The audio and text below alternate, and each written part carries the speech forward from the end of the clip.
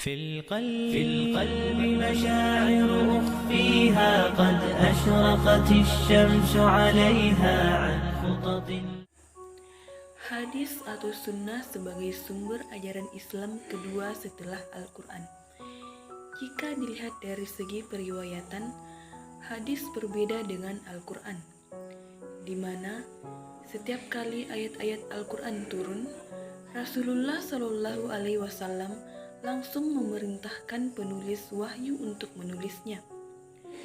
Sementara tidak demikian halnya dengan hadis. Dari perbedaan tersebut, maka pada video ini saya akan membahas sejarah dan perkembangan hadis dari masa Rasulullah, sahabat, sampai tabi'in. Pertama, hadis pada masa Rasulullah Shallallahu Alaihi Wasallam. Hadis pada masa ini dikenal dengan masa turunnya wahyu dan pembentukan masyarakat Islam. Keadaan seperti ini menuntut keseriusan dan kehati-hatian para sahabat sebagai pewaris pertama ajaran Islam. Wahyu yang diturunkan Allah dijelaskan Nabi melalui perkataan, perbuatan, dan takrirnya. Sehingga apa yang didengar dan disaksikan oleh para sahabat merupakan pedoman bagi amaliyah dan ubudiyah mereka. Rasulullah Shallallahu Alaihi Wasallam juga memerintahkan kepada para sahabatnya untuk menghafal, menyampaikan, dan menyebarluaskan hadis-hadis.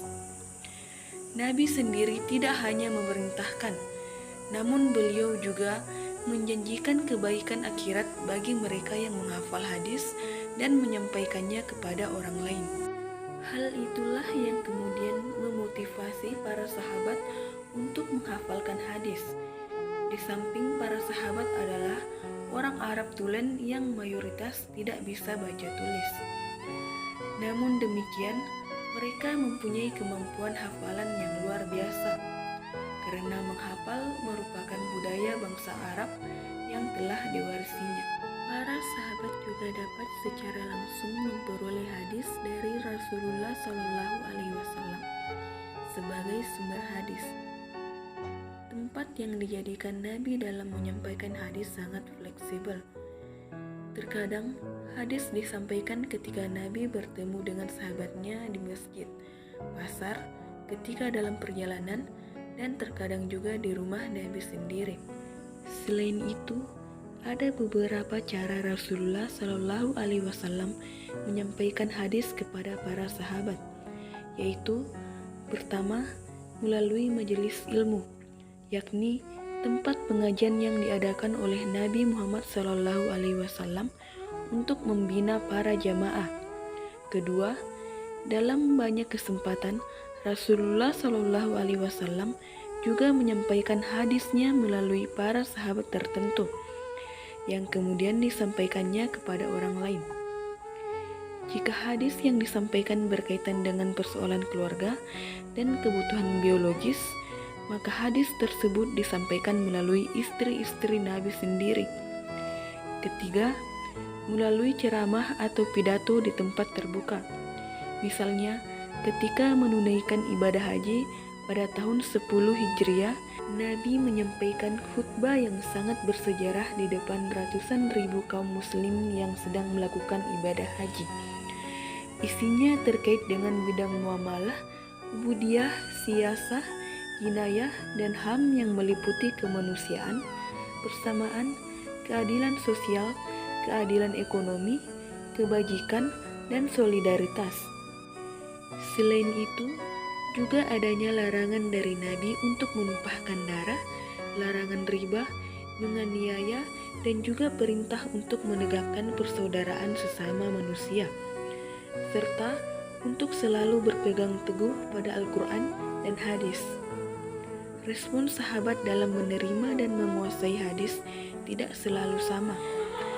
Hal tersebut disebabkan oleh beberapa hal, yaitu adanya perbedaan di antara mereka dalam soal kesempatan bersama Rasulullah Shallallahu Alaihi Wasallam dan juga soal kesanggupan bertanya pada sahabat lain, serta Berbedanya waktu masuk Islam dan jarak tempat tinggal dari masjid Rasulullah Shallallahu Alaihi Wasallam. Ada beberapa sahabat yang tercatat sebagai sahabat yang banyak menerima hadis dari Rasulullah. Misalnya, para sahabat yang tergolong kelompok As-Sabiqun Al-Awwalun, yaitu Abu Bakar, Umar bin Khattab, Utsman bin Affan, dan Ali bin Abi Thalib. Dan Ummahat al-Mukminin, yaitu Siti Aisyah dan Ummu Salamah. Sahabat yang meskipun tidak lama bersama Nabi, akan tetapi banyak bertanya kepada para sahabat lainnya secara sungguh-sungguh, seperti Abu Hurairah, Abdullah bin Umar, Anas bin Malik, dan Abdullah bin Abbas, yang merupakan sahabat yang secara sungguh-sungguh mengikuti majelis Nabi. Banyak bertanya kepada sahabat lain, meskipun dari sudut usia tergolong jauh dari masa hidup Nabi. Hadis yang disampaikan Nabi kepada para sahabat melalui beberapa cara. Menurut Muhammad Mustafa Azami, ada 3 cara, yaitu: pertama, menyampaikan hadis dengan kata-kata. Rasul banyak mengadakan pengajaran-pengajaran kepada sahabat, dan bahkan dalam rangka untuk memudahkan pemahaman dan daya ingat para sahabat, Nabi mengulang-ulang perkataannya sampai 3 kali. Kedua, menyampaikan hadis melalui media tertulis atau Nabi mendiktekan kepada sahabat yang pandai menulis. Hal ini menyangkut seluruh surat Nabi yang ditujukan kepada para raja, penguasa, dan gubernur-gubernur muslim. Beberapa surat tersebut berisi tentang ketetapan hukum Islam, seperti ketentuan tentang zakat dan tata cara peribadatan. Ketiga, menyampaikan hadis dengan mempraktek secara langsung di depan para sahabat. Misalnya, ketika beliau mengajarkan cara berwudu, sholat, puasa, menunaikan ibadah haji, dan sebagainya. Pada masa Nabi Muhammad SAW, hadis tidak ditulis secara resmi sebagaimana Al-Quran. Hal ini dikarenakan adanya larangan dari Nabi. Larangan menulis hadis dari Rasul sendiri, sebagaimana diriwayatkan oleh Abu Sa'id Al-Khudri, bahwa Rasulullah SAW bersabda, "Janganlah kamu menulis sesuatu yang berasal daripadaku, kecuali Al-Quran. Dan barang siapa telah menulis daripadaku selain Al-Quran, maka hendaklah ia menghapuskannya."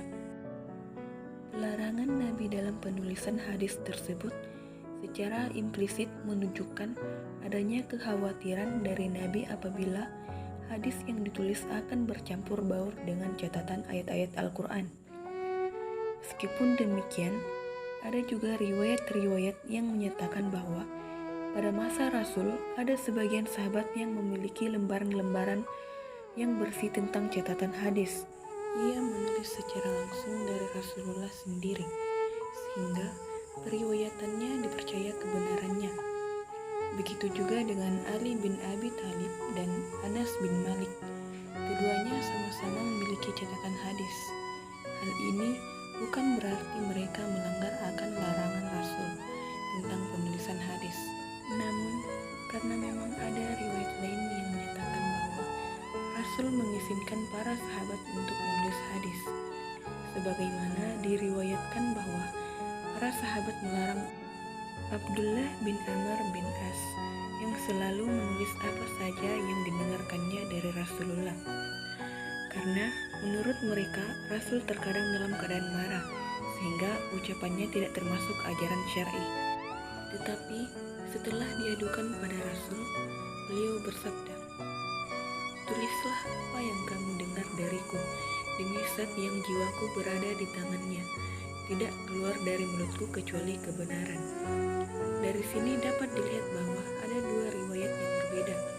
Satu riwayat menyatakan bahwa Nabi melarang penulisan hadis, dan di riwayat lain menyatakan bahwa Rasul mengizinkannya.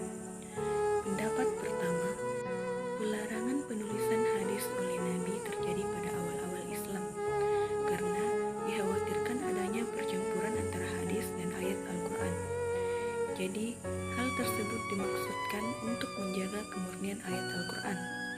Namun, ketika kekhawatiran tersebut mulai hilang karena para sahabat telah mengetahui dan terbiasa dengan susunan kalimat Al-Quran, sehingga mereka bisa membedakan mana ayat Al-Quran dan mana yang bukan, maka Rasul mengizinkan mereka untuk menuliskan hadis. Pendapat kedua menyatakan bahwa pada dasarnya kedua riwayat tersebut tidak bertentangan.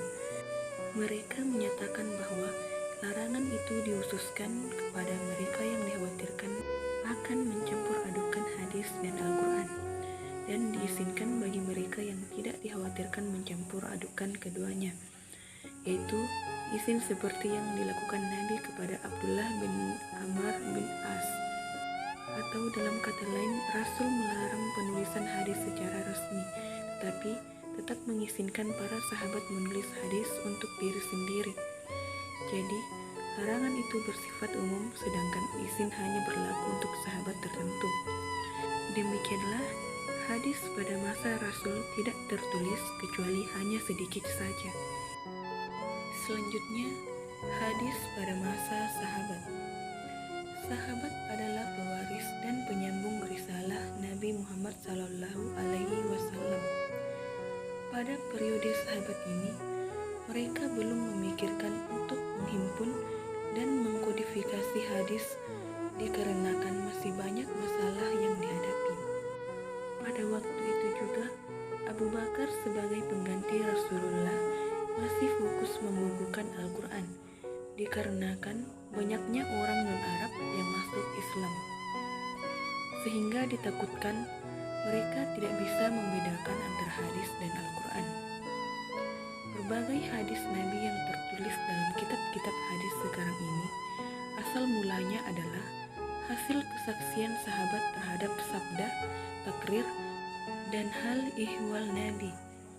Keterlibatan sahabat Nabi di dalam proses diterimanya hadis jelas merupakan suatu keniscayaan, baik hadis yang diriwayatkan secara lisan maupun tulisan. Dan yang terakhir ini jumlahnya sangat sedikit. Semuanya itu melalui informasi yang disampaikan para sahabat dari Nabi. Tampaknya pengujian kebenaran suatu hadis pada masa Nabi tidak hanya mengalami masalah, sebab beliau sebagai tumpuan tempat bertanya masih ada. Lain halnya dengan masa-masa sesudahnya yang dimulai pada masa sahabat. Pada masa ini sudah mulai banyak persoalan yang dihadapi untuk meneliti kebenaran suatu hadis. Pada masa Khalifah Abu Bakar dan Umar, periwayatan hadis tersebar secara terbatas. Penulisan hadis pun masih terbatas dan belum dilakukan secara resmi. Bahkan saat itu Umar melarang para sahabat untuk memperbanyak meriwayatkan hadis. Umar menekankan agar para sahabat mengarahkan perhatiannya untuk menyebarluaskan Al-Quran. Kemudian yang terakhir, hadis pada masa tabi'in. Selain para sahabat yang sudah banyak mengoleksi hadis Nabi, ada juga para tabi'in yang merupakan para murid sahabat yang juga banyak mengoleksi hadis-hadis Nabi. Bahkan pengoleksiannya sudah mulai disusun dalam sebuah kitab yang beraturan. Sebagaimana sahabat, para tabi'in pun cukup berhati-hati dalam periwayatan hadis. Hanya saja ada perbedaan beban yang dihadapi oleh sahabat dan tabi'in, dan beban sahabat tentu lebih berat jika dibandingkan oleh tabi'in, karena di masa tabi'in Al-Quran telah dikumpulkan dalam suatu mushaf. Selain itu, juga pada masa akhir periode Al-Khulafa Al-Rasyidin, para sahabat ahli hadis telah menyebar ke berbagai wilayah negara Islam.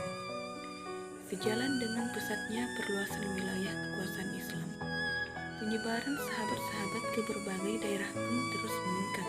Hal ini kemudian berimplikasi juga pada meningkatnya penyebaran hadis.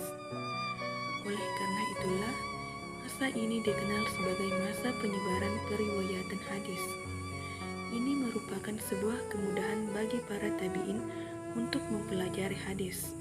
Metode yang dilakukan para tabi'in dalam mengoleksi dan mencatat hadis yaitu melalui pertemuan-pertemuan dengan para sahabat.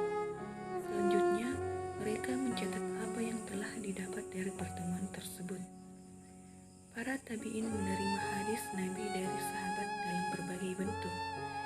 Jika disebutkan, ada yang dalam bentuk catatan atau tulisan, dan ada juga yang harus dihafal.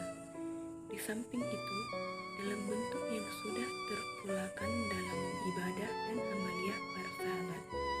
Lalu, tabi'in menyaksikan dan mengikutinya. Dengan demikian, tidak ada satu hadis pun yang tercecer apalagi terlupakan. Perihal menulis hadis, di samping melakukan hafalan secara teratur, para tabi'in juga menulis sebagian hadis-hadis yang telah diterimanya. Selain itu, mereka juga memiliki catatan-catatan atau surat-surat yang mereka terima langsung dari para sahabat sebagai gurunya. Ada beberapa kota yang dijadikan pusat pembinaan dalam periwayatan hadis, yang kemudian dijadikan sebagai tempat tujuan para tabi'in dalam mencari hadis. Kota-kota tersebut adalah Madinah Al-Munawwarah, Makkah Al-Mukarramah, Kufah, Basrah, Syam, Mesir, Maghribi, dan Andalusia, serta Yaman dan Khurasan. Pusat pembinaan pertama yaitu di Madinah, karena di Madinahlah Rasulullah menetap setelah hijrah, dan Rasulullah juga membina masyarakat Islam yang di dalamnya terdiri atas kaum Muhajirin dan Ansor. Di antara para sahabat yang menetap di Madinah adalah Khulafa Rasyidin, Abu Hurairah, Siti Aisyah, Abdullah bin Umar, dan Abu Sa'id Al-Khudri, dan lain sebagainya.